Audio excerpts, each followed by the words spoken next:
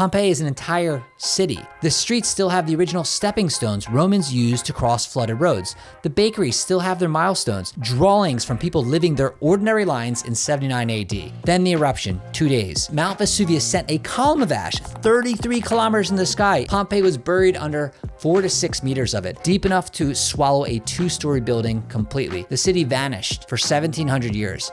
Excavations didn't begin until 1748. When archaeologists dug through the ash in the 1800s, they kept finding these like hollow pockets, voids where organic material had decomposed inside hardened ash. They poured plaster into the casts, and what came out were the shapes of people, exactly as they were when they died. I'm Sean from The Tour Guy, Europe's most reliable tour operator marketplace. We just launched 3 new day trips from Rome to Pompeii. One pairs with a Positano on the Amalfi Coast, another with Sorrento, kind of on the Amalfi Coast, and one with a hike to the crater of Mount Vesuvius.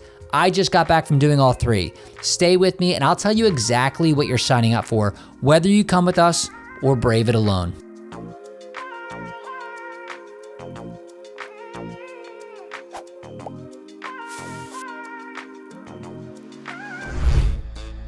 Let's start with the option most people Google first, doing it yourself. It's cheaper, right? On paper, it looks so clean. High-speed train from Roma Termini to Naples, 70 minutes. Boom. Then the Circumvesuviana regional train from Naples to Pompeii, about 36 minutes.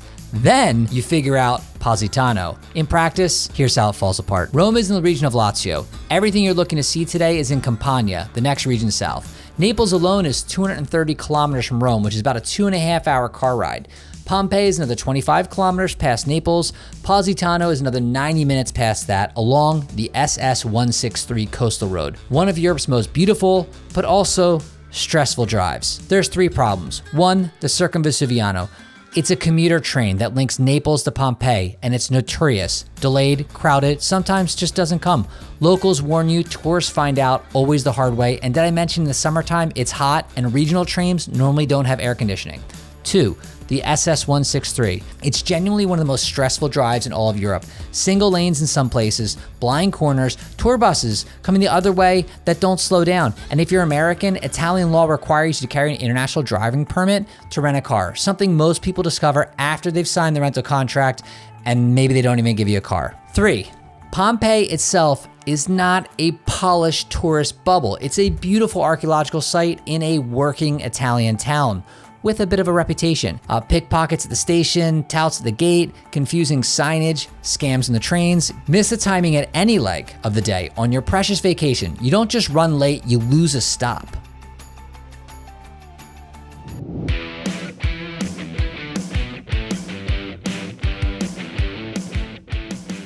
Here's the honest pitch. Once you price out the high-speed train, the Circumvesuviana, which is the regional train, a Pompeii entry ticket, the skip-the-line upgrade, lunch, a car to the coast, and the anxiety tax of doing it on a tight schedule, a tour costs about the same or even less, and you remove every single piece of guesswork along the way. Just give yourself permission for 1 day to jump on a tour bus and be a tourist. That's what you're there for, right? You don't have to figure out Naples. You don't have to have a gamble on the Circumvesuviana train. You don't have to drive the SS 163, which is a beautiful drive, but you don't have to physically hold the wheel. You just sit there and watch. You sit down, someone else drives, an archaeologist meets you at the gate.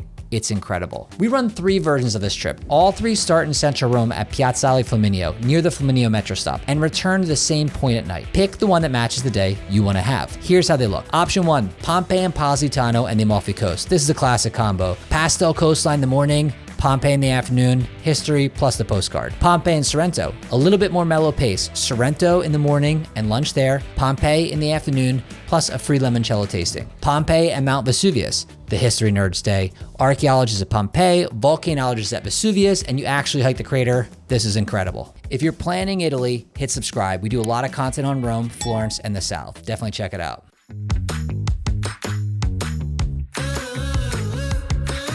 So once you pick Pompeii and decide you're gonna do a day trip, what do you pair it with? Positano is the photo you've seen. Pastel houses stacked vertically into a cliff above the Tyrrhenian Sea. The whole town is basically a staircase, 4,000-year-old residence. The handmade sandal shops have been there since 1960s, lemons the size of softballs, water so blue it honestly doesn't look real. It's unforgettable, but it's also a workout. You're climbing stairs, it's busy in peak season, and you have limited free time there. It's an additional 15 or 20 minute ride from Sorrento. Sorrento is the easier sister. Flatter, walkable, a bigger town, more like a city on the coast, more dining options, more breathable room. You won't get the vertical drama of Positano, but you will get civilized Italian coastal afternoon without the step count. A free limoncello tasting is actually included in both versions, both Sorrento and Positano. Positano if you want the iconic view and you don't mind earning it. Sorrento if you want the coast without the climb and a little bit more time.